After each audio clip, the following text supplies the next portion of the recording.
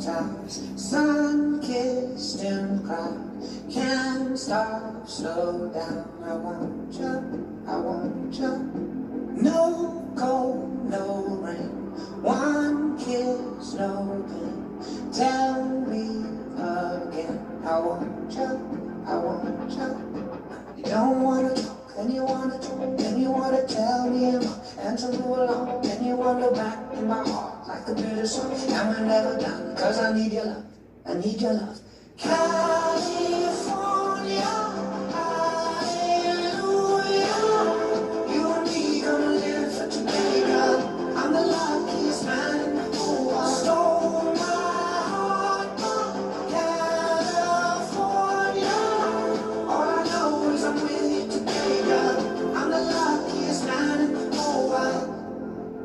Lies you don't keep, proud and lovely, but you're so sweet. And I want you.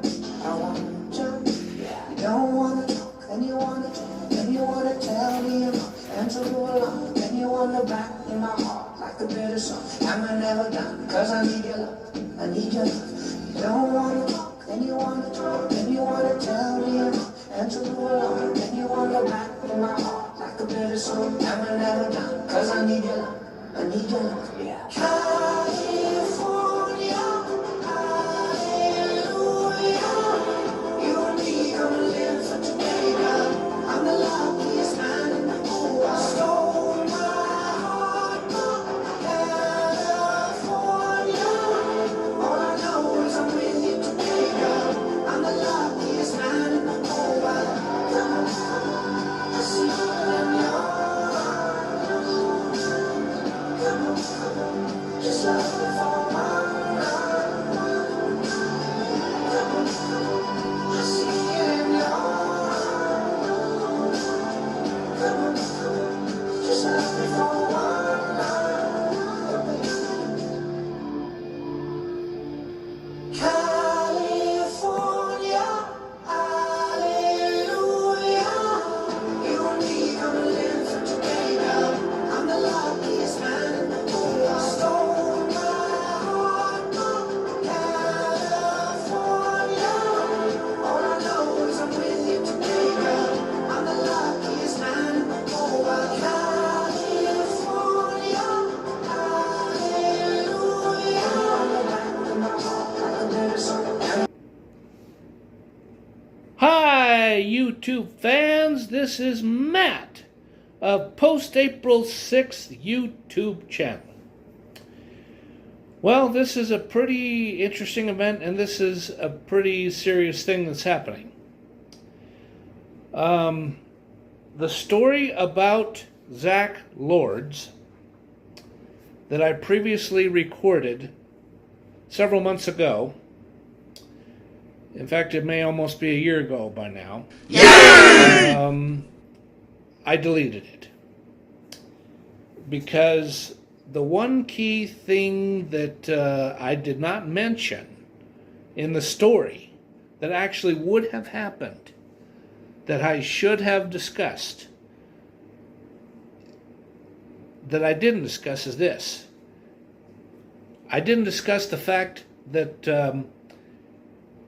when he boards the airplane and he takes the pet cat with him, that I did not mention anything about the cat after he lands in LAX, in the airport, to get to his new home in Malibu, California, near the either near the ocean or actually on the ocean. And that in itself was pretty stupid that I didn't do that. And I also have some ideas of some other things I would like to bring up to the story that I didn't mention. So what I did was, again, I deleted it a couple of days ago. And I decided to go ahead and do a different theme song than what I was doing before, because there's a little bit of a disclaimer, or there's a little bit of a feature or piece of information on my smartphone app that says copyright +1. And does that mean that the song should have been removed? No, but it means that it was this close to not being permitted to be on the YouTube log. I mean, it passed just by about that much. Or at least that's the feeling I'm getting from the Copyright Plus one. So, why don't I go ahead and read the story again? So why don't I go ahead and get started? Okay, so I'll start reading the story, like I said. After 10 days prior to Sunday, February 6th, 2011,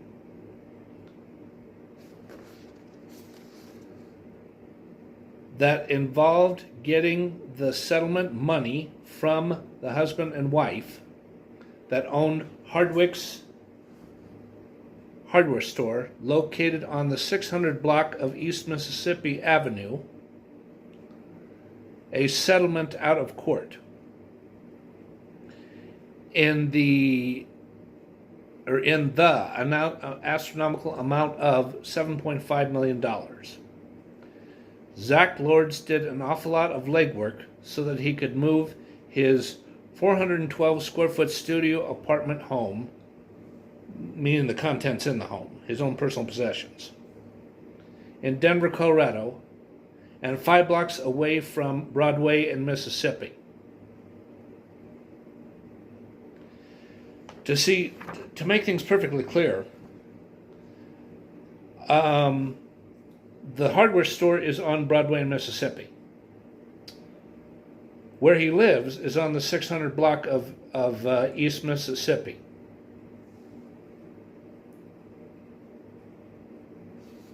Okay, so I'll continue reading. And within a quaint little apartment building that only had 11 units, his small unit being one of the smallest within the zip code 80210. In fact, I should have made it a little bit more clear, because after really thinking about this for over a couple of years, that probably actually is the smallest apartment in zip code 80210. If it's not, it's in the top 2 for sure. If it's not the smallest. And be a resident of a 4-bedroom, 2-bathroom house on the Pacific Coast Highway of Malibu, California. And also residing in Los Angeles County geographical jurisdiction. Not only was LA County the most populated county in the United States, Malibu was home of some not only notable people, but a lot of musicians and movie stars. People like Beck. Beck, the guy who did the rock group and did that song Devil's Haircut. John Cusack. Shannon Doherty. But now, quite unfortunately, Shannon Doherty's not with us anymore. She's deceased. She passed away from terminal cancer. She's gone. She died at the age of 53. And what's saddest of all about that was, even though I had a good birthday celebration anyways, it hurt a little bit to know that she died on my birthday, my 51st birthday, July 13th. Okay, so I'll continue reading. Emilio Estevez. Terry Kath. Now, the part about Terry Kath, he may not have actually lived in Malibu, and it may just be a rumor, or by the time he passed away, as a result of Russian roulette, and he didn't intentionally commit suicide. He was just he was kind of a buffoon, and he just said it's not loaded. Boom! He blows his brains out. Yeah, he died that way. It wasn't suicide. It was a terrible accident that took his life. Robert Redford and Grace Slick of the Jefferson Airplane, Jefferson Starship, and Starship. Yeah, if you do a Google search on Grace Slick, she's about 80. Yeah, she's 85, almost 86. Don't write her a letter. She doesn't like that. She's gotten so much fan mail. She's pretty sick of it. And I hear she's suffering from some type of, it's not dementia, but she's suffering from some type of illness. You know, from getting old and doing too much partying when she was young. She's actually lucky to be alive. Okay, anyways, back to the story. Zack got the legal settlement after filing a complaint through the Colorado Department of Labor because a female assistant manager named Susie had said some terrible things to him. A statement like his father was a evil right-wing militia racist who wanted to see all African Americans and Hispanics die from mass execution style. Despite Susie being terminated from her job on December 14th, 2010, for being caught shoplifting and stealing money from the company's safe numerous times, that didn't help Zack out very much, because the incident that I'm about to speak about didn't happen until January of 2011.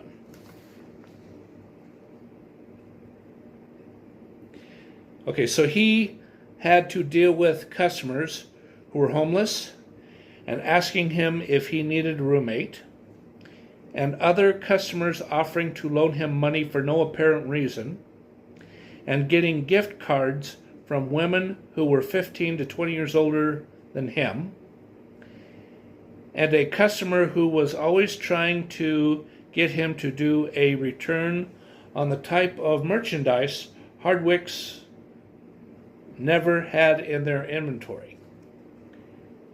And there were salesmen from 6 p.m. to 9 p.m. would spend a lengthy period of time chatting with one another about how the store was mismanaged by the owners. Okay, here's another thing that I did not make clear in the story that I should have.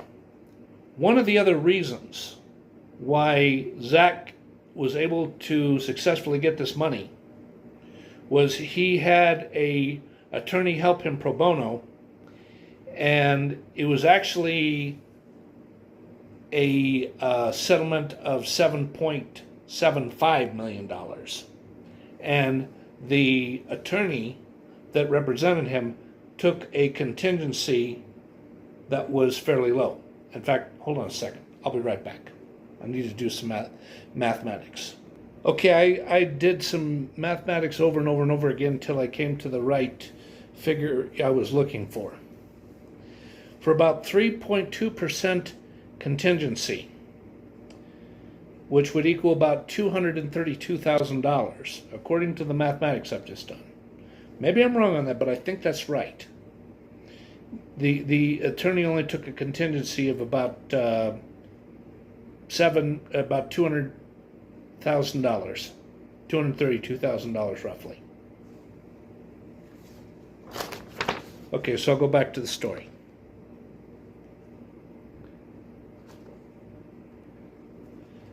From January 26, 2011 to February 6, 2011, Zack was quite a busy man. Okay, let me go back just a little bit before I talk about what happens next in this, as to the writing in the story, and having a definite clarity of what happens next between January 26th and February 6th, 2011. He got a settlement probably somewhere between January 22nd and January 21st and January 25th. It was money that he had in hand. Okay, so let me go back to reading. The first thing he did, let me say that all over again. The first he did excuse me again. First he did a apartment lease termination that resulted in him buying the lease out for, I really shouldn't say, but it's a little over $1,000. I'll say that much, as a lease buyout fee. That was due on February 15th, 2011. Second, he contacted his primary care physician, Dr. Justin Otero, and had a over-the-phone consultation where he informed his doctor about moving to Malibu, California, and asked for the recommendation of a good physician in or near Malibu, California. Somebody in the immediate LA metro area near Malibu. Third, he booked a one-way plane ticket to LAX, combined with a reasonably priced rent-a-car, so that he could drive himself from LAX airport to his new home on the Pacific Coast Highway. Fourth, sign off the real estate deal to buy the house, a document that had over 10 pages of critical information. Actually, I didn't know that much about cash to close deals then as I do now. It would probably be a contract that would have over 25 pages.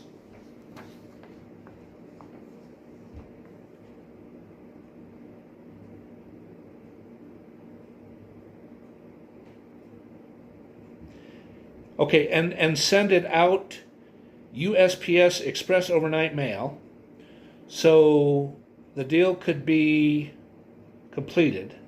Fifth, drive a pickup load full of a hide-a-bed couch, a coffee table, fold-up dining table, a computer desk, a large bookshelf, and a nightstand. That was all driven to a used furniture consignment store, so all of the stuff would be sold off, and he didn't have to see it anymore. Now, the pickup truck that he used wasn't a vehicle that he had ownership of.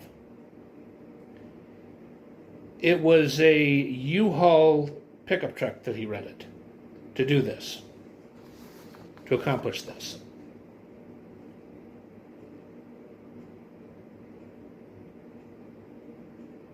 Sixth, place up all his clothes, kitchen utensils, dinner plates, and coffee mugs, bath towels, and kitchen towels, computer software, photo albums, and 15 boxes full of items one can find in the average apartment home. Seventh, buy a new cat carrier case for his beautiful female cat named Pepper, whom is a nice tuxedo cat that is half black and half white. Okay, let me say a personal note that pertains to this part of the story. I personally used to own a cat that looked like that, a cat named Milkshake, and I will get out the photograph and show you a picture of her. And there she is. There's Milkshake. Milkshake and Pepper would look almost exactly alike. There'd be very few little characteristics where they would look very slightly different, but they'd be the same type of tuxedo cat. Okay, I decided to relocate to a different part of the apartment so that I could charge the phone because the phone battery was running pretty low.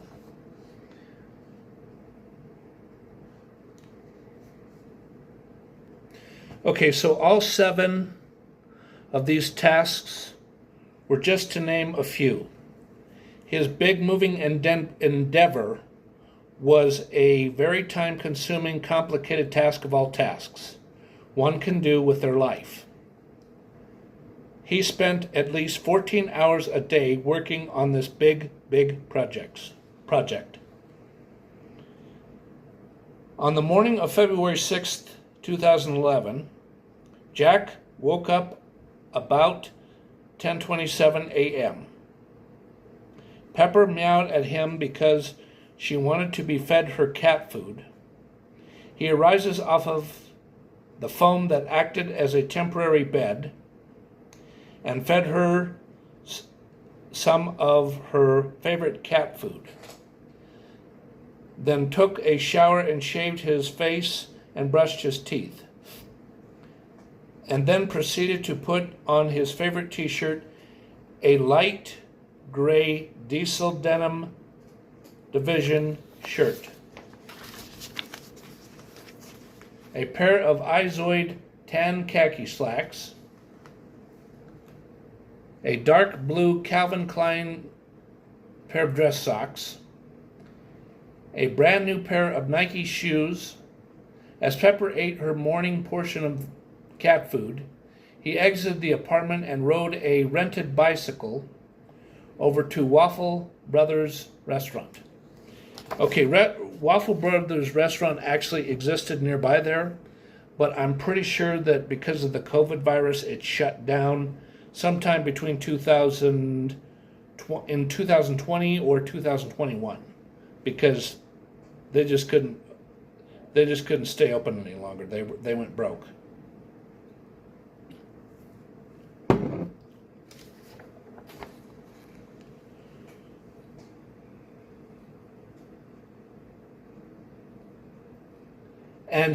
And had a waffle and egg type of special breakfast dish.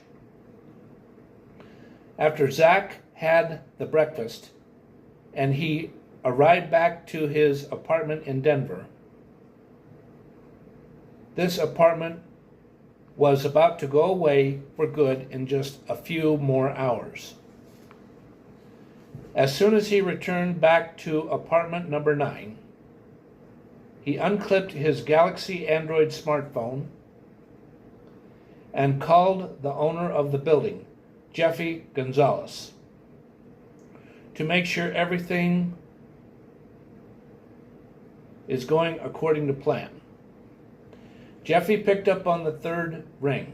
Jeffy: "Hey, Zack, I'm gonna miss you, Holmes." Zack: "I know. I'm going to miss this place too, but it's time to move on and live in a town I've wanted to live in, a part of California called Malibu, for over 15 years. Jeffy: "That long?" Zack: "Yep. With all the bullshit Hardwick hardware store put me through, the owners wanted to compensate and make it right. That fucking bitch Susie was such a snot, and she stressed me out so much I had a panic attack." Jeffy: "You serious about this?" Zack: "Yes, I am. On December 9th, I got into a bad dizzy spell." Yeah, that's actually true. And it didn't happen in Japan, in January 2011, like I'd stated before. I should have known that, so I'd like to make a correction on that. It happened December 9th.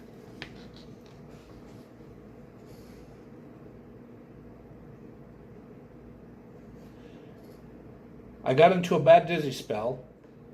Then I had a bad headache and I was feeling extremely nervous. And then Stephanie, the owner's wife, came over and said to me, "You look like you're going to faint. Do you want to go home?" And I begged her to call an ambulance. Jeffy. Oh, man! That sucks when a man has that happen to him. Then what happened after she said that to you? Zack. Stephanie rushed into the office and called 911. And 2 minutes later, she comes back and tells me the ambulance is on their way. Jeffy. Oh, shit! That feels embarrassing when you are in a ambulance ride. What else do you remember? Zack. Well, the ambulance ride was quick, and once I was wheeled in on a strapped stretcher bed, I was escorted to what is a pre-exam room, and they took my temperature and my blood pressure. Jeffy. Oh, shit. What were the results of your body temp and your blood pressure? Zack.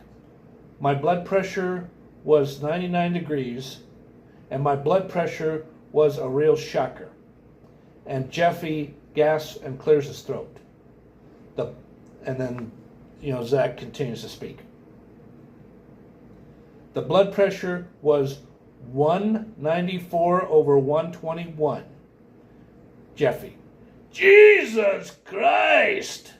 That blood pressure sure can cause a major heart attack or a stroke or both. And then Jeffy asks this. What was the pulse rate? Zack. I don't remember, but after the blood pressure results, I was escorted into my own solitary emergency room unit. And they drew several vials of blood, took a urine sample, and massaged and examined my throat, and asked a bunch of personal questions. And the personal questions, I better not say these, because I'm not going to.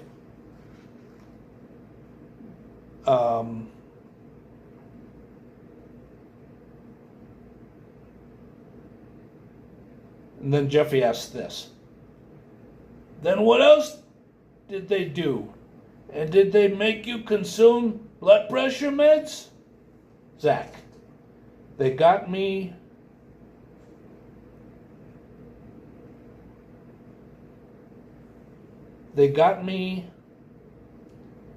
a blood pressure medication called Zestro.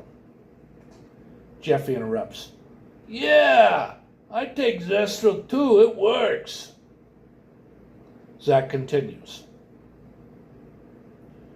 Well, next they did an EKG, and then another nurse swabs my throat for a throat infection, and then they checked my eyes and my ears.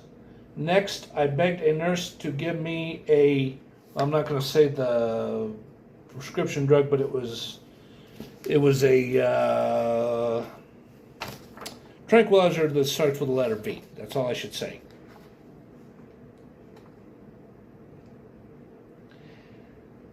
The charge nurse said she could not prescribe me the V drug or any other antidepressant, and said she would give me a shot that would calm me down.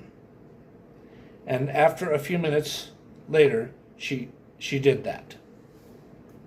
Because see, what they did was they gave him a sedative shot.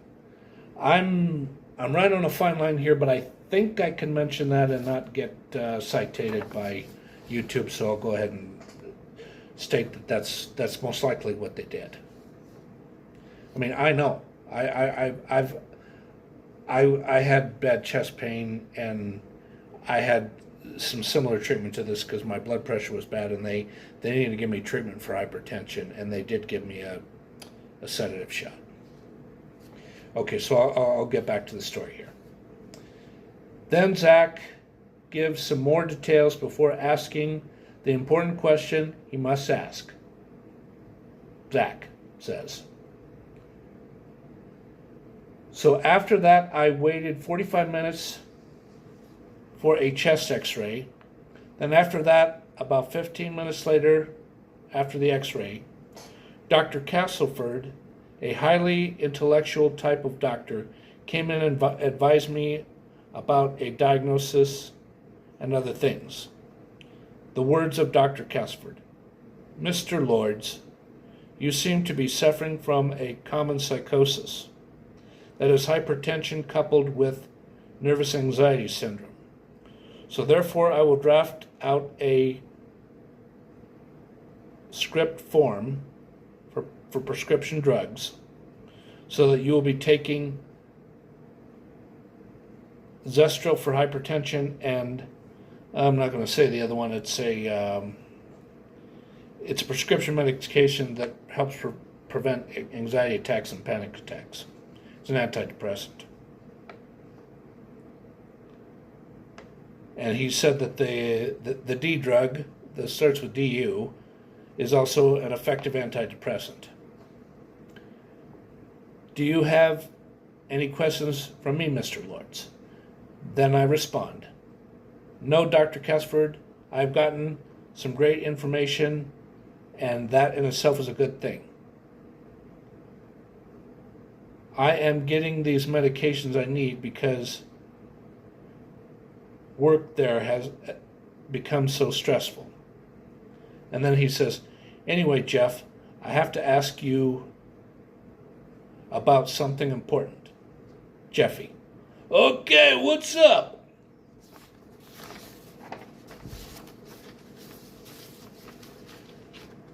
Zack says, don't you need to do a exiting interview with me before I leave the apartment at 3 p.m. today? Jeffy: oh yeah, I'm gonna show up in about an hour for that. Don't worry, I will make things painless. I know you got a lot of things to do in the next few hours. Zack: okay, that's great. Look forward to seeing you in an hour or so. Jeffy: good. I will be there in about an hour. I gotta go. Run a couple of errands. I gotta go now. After that, the conversation ended, and Zack got on the phone with a veterinarian who was going to come over at somewhere between 2 and 2:30 p.m. and give Pepper a nice little shot so that she would go into a nice sleep and be sedated while inside the cat carrier and on the airplane en route to LAX, Los Angeles, California. He will be glad to be living in Tinseltown. Zack stood up and stretched and looked around at everything, and he got a call from the company that was going to haul off the 15 boxes of his possessions, and he answered on the third ring. Zack: hello, Rick the Mover? Or no, wait a minute. Let me say that all over again. Zack just says, hello. Rick the Mover says, hey, is this Zack Lords? Zack: yeah, is this Rick Anderson from Emporium Moving Company? Rick the Mover: it sure is, Mr. Lords. Today is the big day. Moving day, right? Zack: it sure is. I am leaving the property of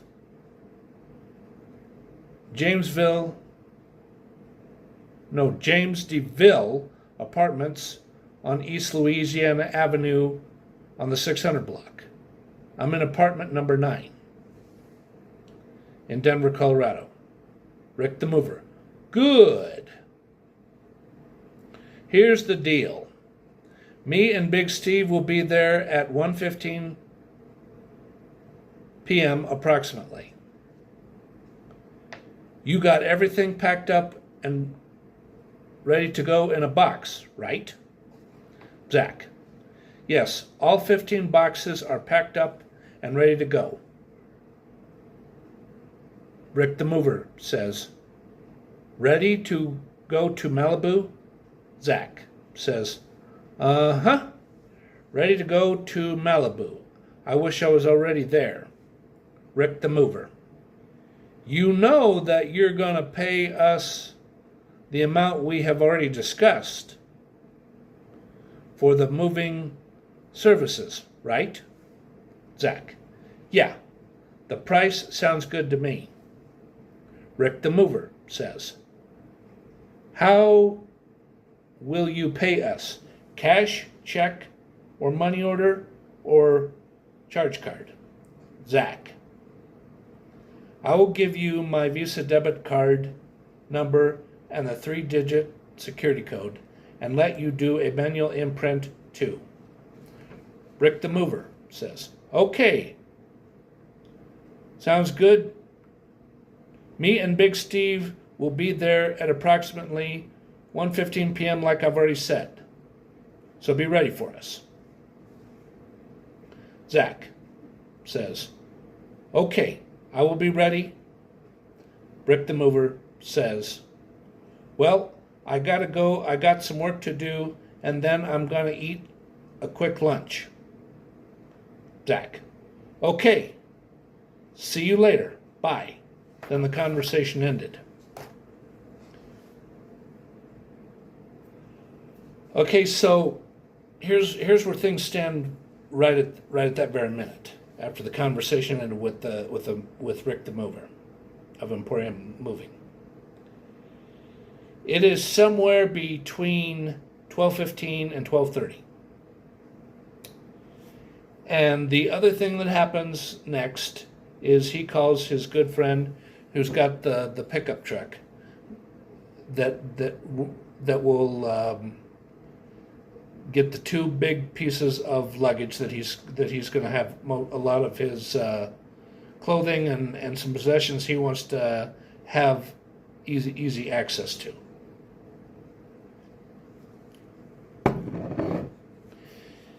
And then what happens is at about 1:10 p.m. instead of 1:15,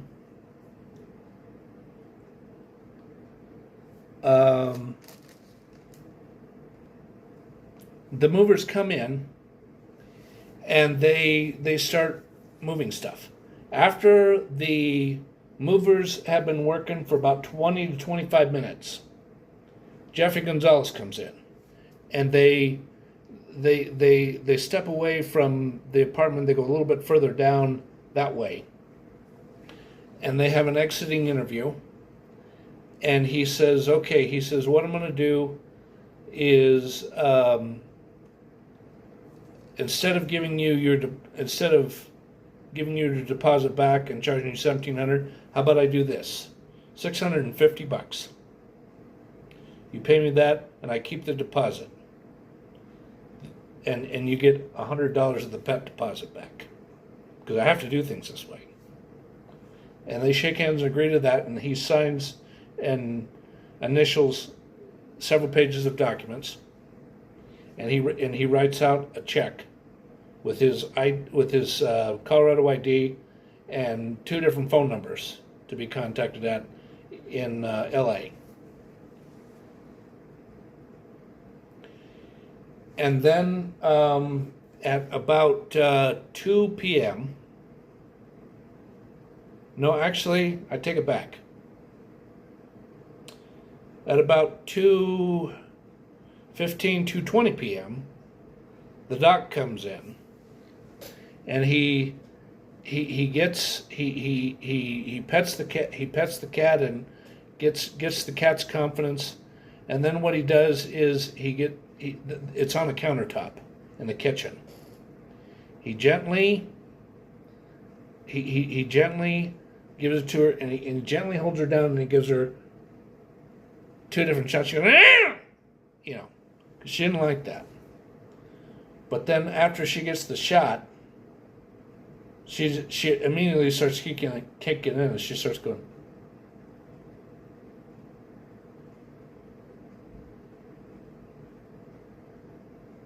Like that. Because she immediately starts going into sleep, and she's partially awake, but she's so sedated. She didn't fully realize it. She's breathing just fine, and her eyes are cracked open a little bit. And then he gently takes her over to the cat carrier, and he puts her in the cat carrier, and the cat just really goes into a deep sleep. She's just curled up and got a really cute look on her face. And then at about 2:35, 2:40, the friend shows up with the big Ford F-150 truck.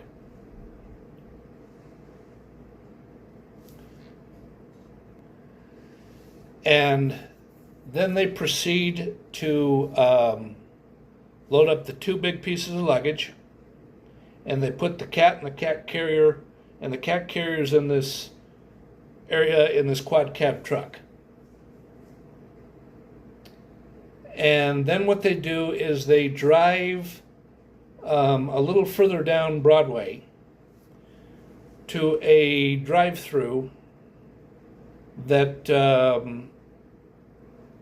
they like. It's a mom and pop store, but it's kind of like Sonic, but it's not called Sonic, but it's got the same type of the taste of the burgers, and a lot of the menu items are about the same. And then they pull out there and they eat, and they have to get to DIA at about 4 p.m. And what they do is they get there at about 3:48 roughly, because they got to go through a lot of driving to do it. Actually, I retract that one. It's more like 3:37.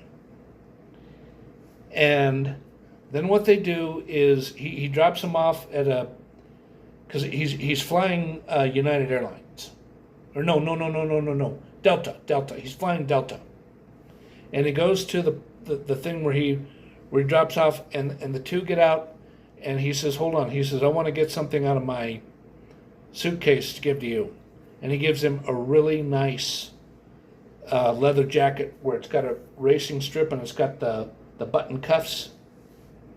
Yeah. And then the 2 kind of hug, and they promise to keep in touch. He promises to keep in touch with him, and the friend writes down his address at Malibu, and he says, I'm going to be changing my number, but you're going to be one of the first people I call after I change my number, I promise. And then Zack goes in with the cat carrier, the 2 pieces of luggage, and he has to pay $35 a piece on the luggages, and he has to pay a $95 in-cabin pet fee for Pepper. And then the other thing that he takes with him is a laptop with a couple of magazines. One is a Time magazine from 2010, and the other one, it's actually not a magazine, it's a crossword. It's a word search where you circle the words. And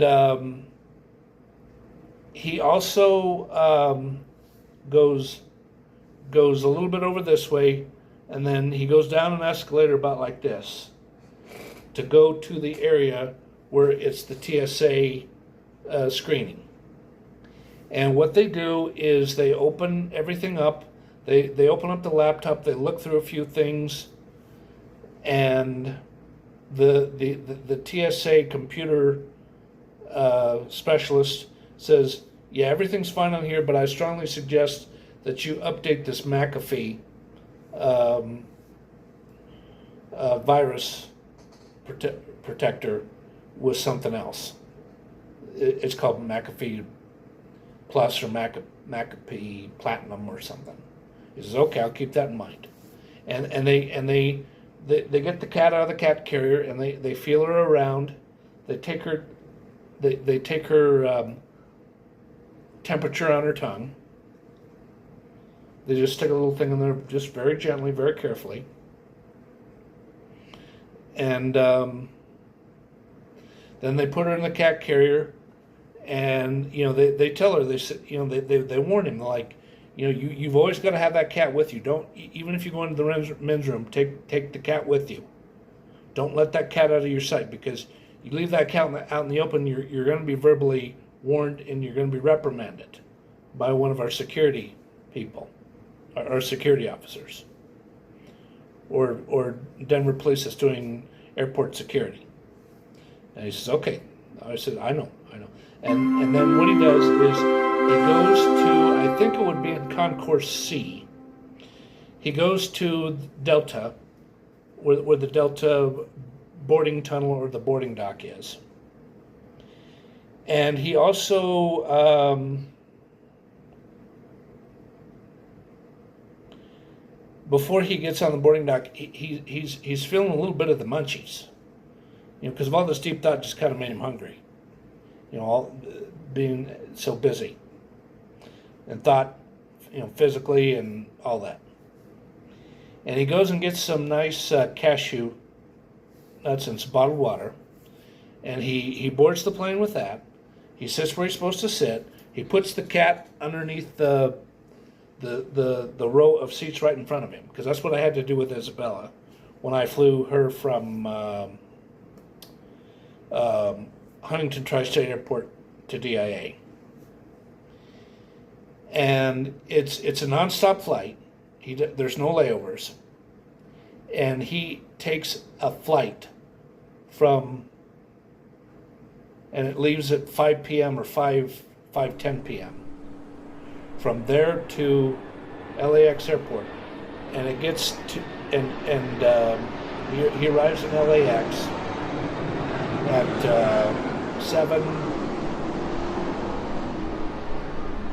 about 7:40, 7:45, somewhere in there. Probably more like 7:45.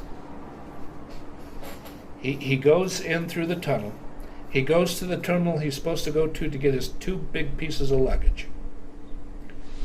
And then he gets one of those carts where he puts the cat carrier and the 2 pieces of luggage on a cart that he rents that he pays like probably at least $3 for. He goes to where he's supposed to go to get the shuttle ride from LAX to where the rent-a-car is. And then he goes to the rent-a-car area. I think it would probably be Hertz Rent-A-Car. So, and they give him a really good deal, because back then the economy was not doing too good at all nationwide, and they were hard up for business. And he signs and initializes several things, and he makes sure to ask if the gas tank's been filled up, and it was. And then he goes in there and he puts the address on GPS. And when he is on a highway that isn't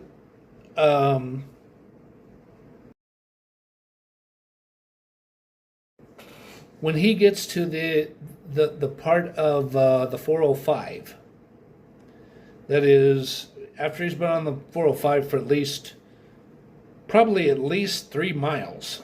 All of a sudden he has to stop because there's a temporary traffic jam, because what happens is two men are flipping each other off and screaming and cussing at each other, and then they stop and they get out of their cars and they start a fist fight.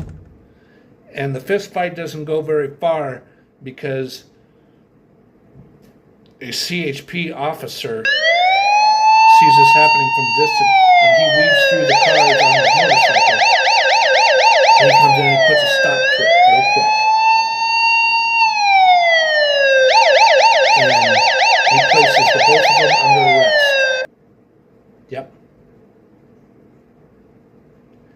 And then what happens is an LAPD officer cuts in between the cars, and then he does some traffic directing, and he gets broke up because he's held up, not being able to drive for at least 15 minutes, 15 to 20. I mean, it feels like over a half hour, but it's at least 15 to 20. And then he keeps driving and driving and driving and driving and driving until he gets to the 10, and then the 10 gets merges into, after taking some twists and turns, into the Pacific Coast Highway. It's at least 40 to a 45-minute drive, because I've looked this up through Google Maps. It's a fact, because you see where this house is located in Malibu is on the 19,000 block of Pacific Coast Highway. The exact address, I better not give that out. I better not. But it's in the 19,000 block. That's all I should say. And let's see. After carefully thinking this over, he leaves, to step back a little bit to get the exact time when he had landed in DIA. He leaves Denver at 5:10, and then it's not 7:45. It's more like 6:45, because there's a Pacific time. It goes back an hour, and then he leaves. He gets the car sometime between 7:15 and 7:30 Pacific time. And he's driving. So it would take until about 8 o'clock. And when he gets near the house, when he knows by his GPS system he's about 2.8 miles away, he calls his realtor.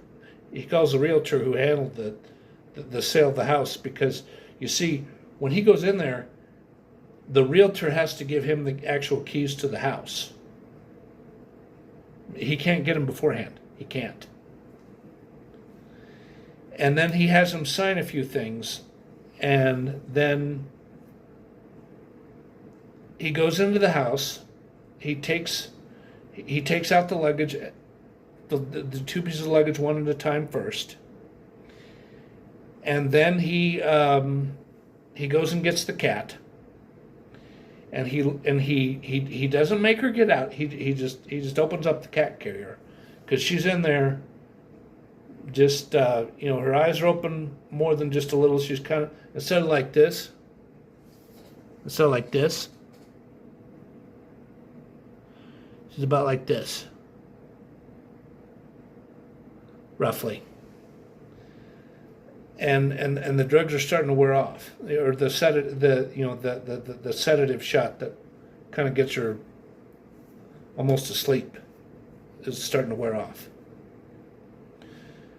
So he goes into one of his pieces of luggage. He gets out some really good wet cat food that has salmon and I think a little bit of if it's not caviar, it's some other seafood in there, and it's one that he knows she loves. And he takes out the cat food dish. You know, it's a two-part where you put water on one side and food on the other. And he fills up the water, gets it right out of the sink, and he puts in the wet cat food, and then he takes it over nearby where she is. And the other thing that is going on is inside the one of the closets, there is a litter box and some cat and a big bag of cat litter. And he sets up the litter box in the kitchen area. And then what he does is he just looks through the house and everything. He looks at what's in the refrigerator, because there's a few housewarming gifts in there, not just in the refrigerator, the whole house. What he notices in the refrigerator is a 6-pack of regular Coca-Cola. You know, canned, six cans, a 6-pack. And he sees a quart of organic 1% milk. And there is some, I think it's from Hickory Farms. It's that, I think they call it summer sausage. And there's also this cheese that I think might be, it's either Hickory Farms something cheese, where it's got those little bits of nuts on it, or on top of the cheese, to give it a really nice flavor. And there's a 2-pack of paper towels from a Kroger store. And then he goes in the bathroom. There is a big thing of Charmin that's like, it's huge. And there's a bathroom towel in there, but there's no hand towels. But that's okay. He's got hand towels in one of his pieces of luggage.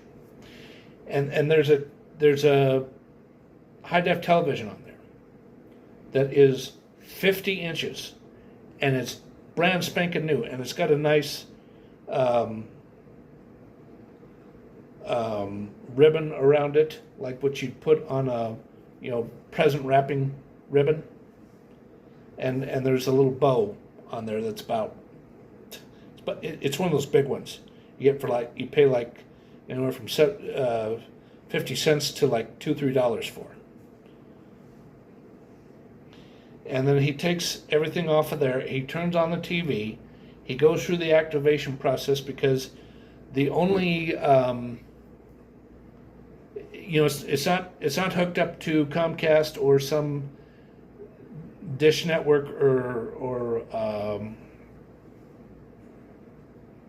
DirecTV satellite. It's hooked up to a nice space-aged antenna. And he goes through the activation, get all the channels, and then he flips through the channels a little bit, and then he looks at his he looks through his smartphone, his Samsung, and he looks through the browser for a restaurant that's nearby. The place that he goes to is a 50s throwback type place. It's a stainless steel 50s throwback type restaurant that's on the Pacific Coast Highway. It's about 1.5 miles to 2 miles away. And he calls to make sure they're open, and they are. And he goes in, and he's like really hungry. I mean, his stomach's really growling. And he gets a double cheeseburger with bacon, onion rings, and he gets a chocolate milkshake. Yep. And he's just really chomping away at it. And they're supposed to be open till 10 o'clock, but they're going to close a little after 9:30, because the waiter, or excuse me, the cook claims he's got some cleaning to do because there's only two people there, the waitress and the cook. And he can tell by the way the cook and the waitress were interacting with each other that that's not what was really going on.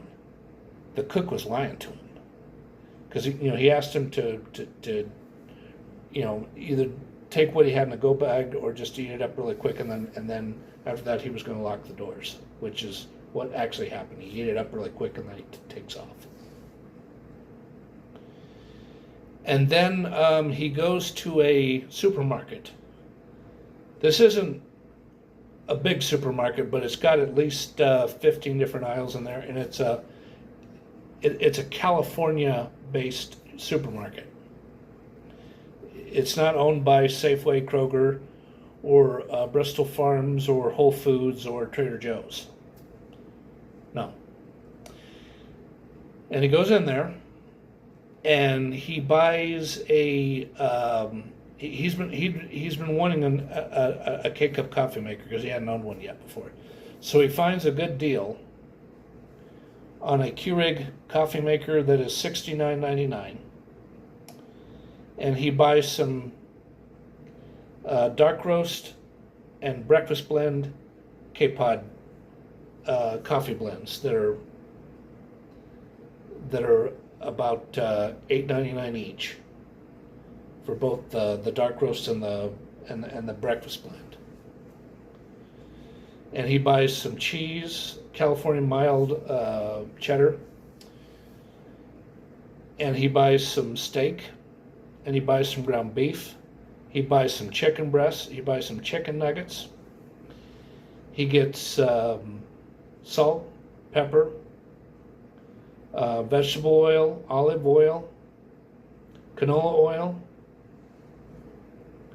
and he gets eggs, bacon, breakfast sausage, hash browns. I thought my cat walked by, but she didn't. And he gets a grapefruit, an apple, an orange, and he also gets a 10-inch skillet and an 8-inch skillet. And he drops so much money in there. I kid you not. It's over $250. Yes. He drops a lot of money in there. But he's got the money. He can afford it. He takes all that stuff home to his new home. He puts it all away. And he does an extensive Google search to find out who the owner of this place is. And what happens is he calls a woman named Jenna, which is the owner. She's a really nice female. She's roughly about 55. And he says, I'm really sorry to call after 10 p.m., but I see that you're the owner, and from a Monster ad. He says, well, yeah, well, what can I do for you? I'm going to be getting ready for bed soon. And he says, well, I'd like to tell you about the conduct of the cook that's there and the waitress, because they were acting quite suspicious. And she says, oh, really? What happened? And he talks about how that they had to close down a little after 9:30 to do some cleaning. And she's like, he's lying to you. I would never let them do that by themselves. If we were doing such a thing, there'd be at least 2 other staff members there, and I would be there too to help supervise the cleaning. So he's lying. And she said, well, if you don't mind my asking, what are you going to do about him? She says, well, I'm going to do more than have a talk with him. But what else I'm going to do, I cannot say under California law. It's a serious offense for me to talk about it. So I'll tell you what, whether I keep him or not after he's gone. But other than that, I can't talk about it. I can't.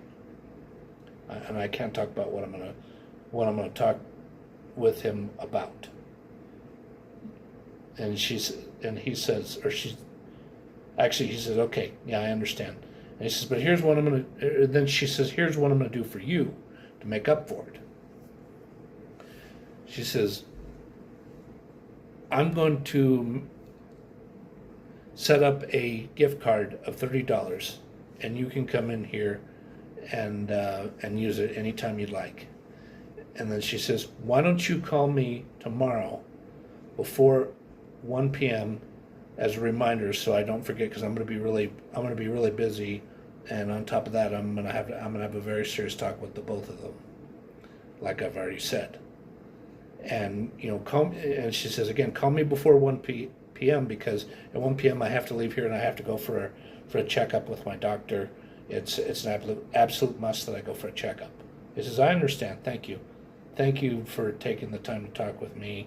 You're very helpful. He says, well, I do more than try. So I know if I'm going to be successful in this restaurant business, I got to do more than giving 110%. It's just, well, thank you. I'm going to get ready for bed, and I got to go now. You have a good evening. Thanks. Bye-bye. And then that's it. And then he snacks on things for a little bit. And at about 11 p.m., because see, this was something that he prearranged to have sent there himself, because there was a few boxes that were going to be there that he sent himself that was going to go through. It wasn't going to be returned to sender. It was a box that contained a very comfortable air mattress. So he sets that up, and he puts the sheets on it, because he bought that with, he probably bought it through Amazon.com, come to think of it. Or, Amazon Prime, as an Amazon Prime member. And he takes a pillow, just one standard size bed pillow instead of a king or a queen size bed pillow. He doesn't put a sheet over, a pillowcase over it. He just puts it on there. And he says his prayers to the Lord, and he goes to sleep. And he sleeps until 10:15. That's quite a lengthy good night's sleep. And right as he yawns and wakes up out of bed, the cat, Pepper, comes looking at him. She's all going, round, round, round, round. And he knows what she wants. So he goes over to where the cat food is. He takes out a handful. He goes over to the cat food dish, and he puts it in there, because you see, it's clean in there, because she really licked up and ate up all that wet cat food. And she really licked the bowl, because it just tasted so good to her. And he checks the litter box. She used it, which was good. And then he calls the cell phone company. It's probably Verizon. So he calls Verizon, and he gets a cell phone number change. And then he calls his friend that gave him a ride to the airport. In fact, we'll just call this guy Michael. Michael, the friend from Denver. And he chats with Michael for about 10 minutes until Mike has to go, because he's got to get ready for work. And then what happens is he calls his dad. And you see, his dad isn't just any old guy. His dad is a retired police detective with Arapahoe County Sheriff's Office. Yep. And his dad is just like, he's just like, oh, I can't believe you're doing this bleepity bleep bleepity bleep thing. This is bleeping stupid. I just can't believe it. Oh, I thought I raised you better than this, Zachary. Good God. And then he's just like,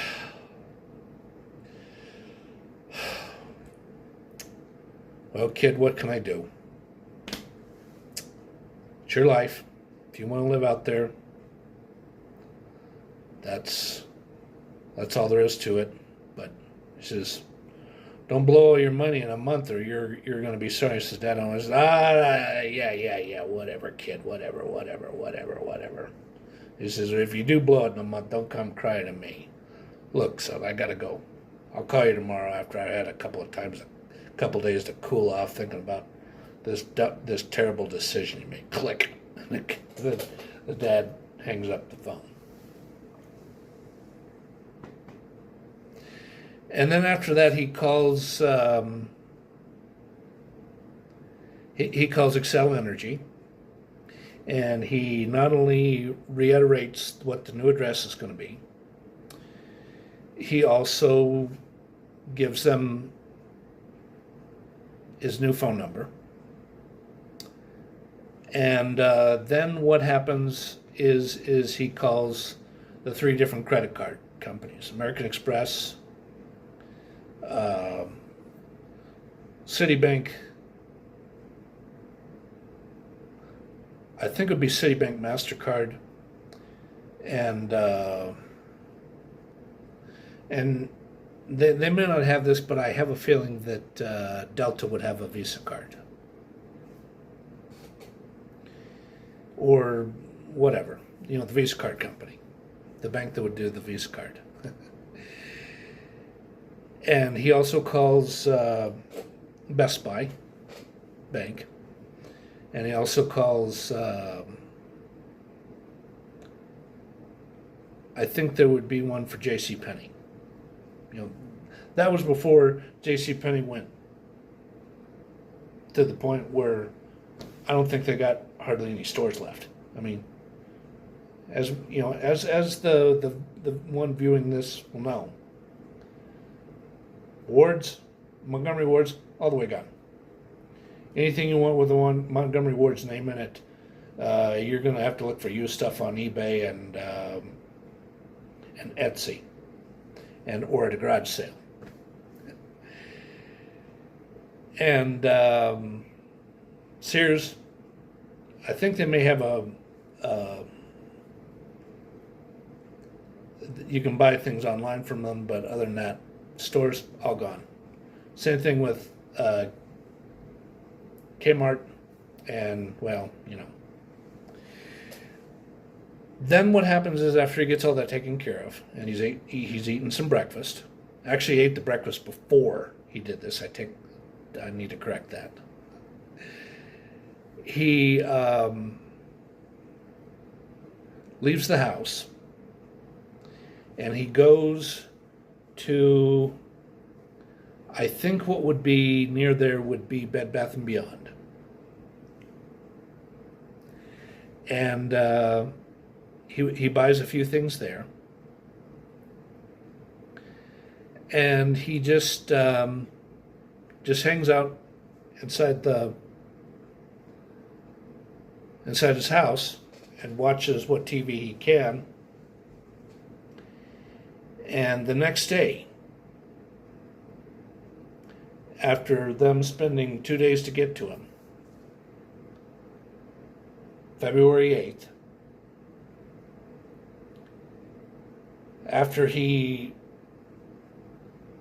showers and shaves, makes breakfast, he gets a call from Rick the Mover and Big Steve. They're on their way.